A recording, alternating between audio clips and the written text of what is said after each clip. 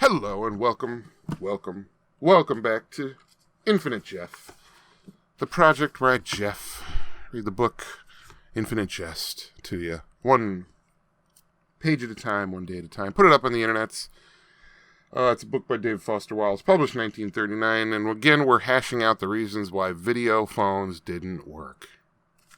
So here we go, page 147. Your partner's attention while you yourself got to fugadoodle and make your little genital adjustments was diluted and insupportable, and that you were actually commanding not one bit more attention than you were paying here.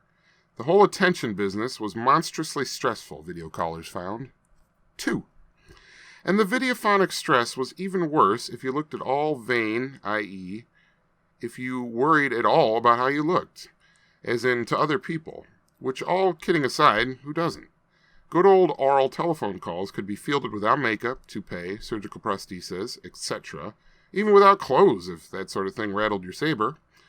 But for the image-conscious, there was, of course, no such answer as you are in formality about the visual video telephone calls, which consumers began to see were less like having the good old phone ring than having the doorbell ring and having to throw on clothes and attach prosthesis and do hair checks in the foyer mirror before answering the door. But the real coffin nail for videophony included the way callers' faces looked on their TP screens during calls. Not their callers' faces, but their own, when they saw them on video.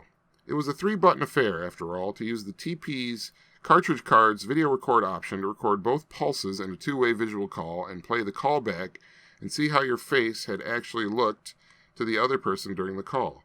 This sort of appearance check was no more resistible than a mirror.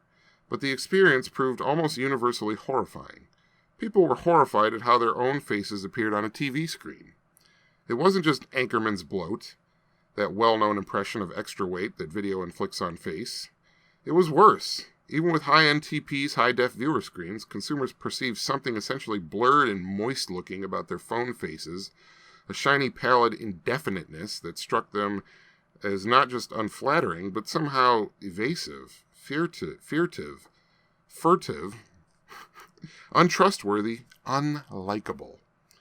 In an early and ominous Interlace/GTE focus group survey that was all but ignored in a storm of entrepreneurial sci-fi tech enthusiasm, almost 60% of respondents who received visual access to their own faces during videophonic calls specifically used the terms untrustworthy, unlikable, and hard to like in describing their own visage's appearance, with a phenomenally ominous 71% of senior citizen respondents specifically comparing their video faces to that of Richard Nixon during the Nixon-Kennedy debates of BS 1960.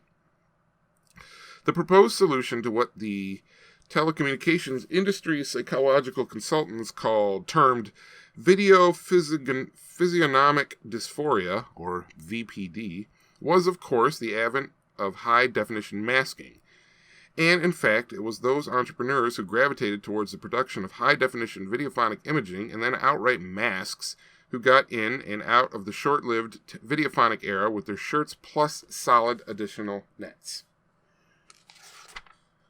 All right, that was page 147. I continue to think it's very interesting in the age of Zoom calls and shit, just how correct, this is about the nature of video calls. So, just funny. Interesting. All right. I'll talk to you later.